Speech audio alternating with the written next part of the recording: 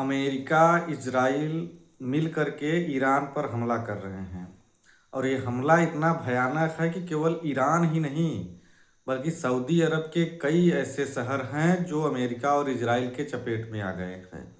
हालांकि ईरान परमाणु देश ना होते हुए भी जबरदस्त मुकाबला कर रहा है इन दोनों देशों का।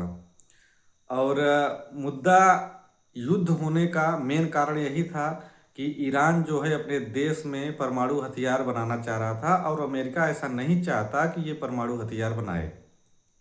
दुनिया के कई सारे देश के पास परमाणु बम हैं और वो इसका यूज अपने देश की सुरक्षा के लिए करते हैं। ईरान भी यही चाह रहा था, लेकिन जब से ट्रम्प अमेरिका में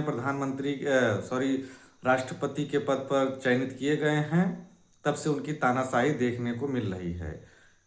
और ये अगर इसको हम तीसरा विश्व युद्ध कहें तो गलत नहीं होगा, क्योंकि जिस तरीके से सऊदी अरब में लोग मर रहे हैं, ईरान में मर रहे हैं, उससे यही लगता है कि ये तीसरा विश्व युद्ध ही है।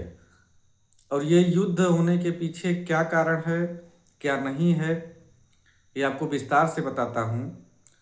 क्योंकि एप्स्टीन फाइल में मोदी का नाम, ट्रम्प का नाम और कई इससे बड़े नेता या बिजनेसमैन का नाम आने से स्थिति बड़ी भयावह हो रही थी। इन लोगों को अपनी इज्जत बचानी थी, नहीं तो ये युद्ध होता नहीं। जिस तरीके से सैनिक मारे गए हैं दोनों देशों के, इन लोगों को किसी की मौत का फिक्र नहीं है, बल्कि अपनी साख बचानी है, अपनी इज्जत बचानी है, जिसका कोई मतलब नहीं बैठता है। जब आप गलत हैं तो गलत हैं, लोगों ने आपको गलत समझा है, उसमें आपको क्या दिक्कत होनी चाहिए थे। लेकिन लोगों के लाशों के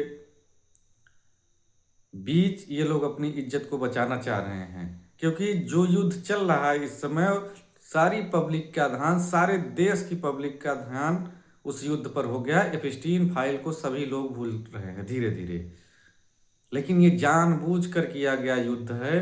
क्योंकि कोई देश अगर परमाणु हथियार बना रहा है तो किसी दूसरे देश को क्या दिक्कत होगी।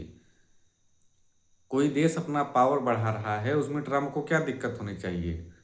लेकिन दिक्कत कुछ नहीं है, दिक्कत केवल ये है कि मोदी को बचाना है, खुद को बचाना है, तो इसलिए कुछ इलीगल एक्टिविटी करनी होगी, तभी हम लोग बच पाएंगे। ये इन लोगों की तानाशाही है।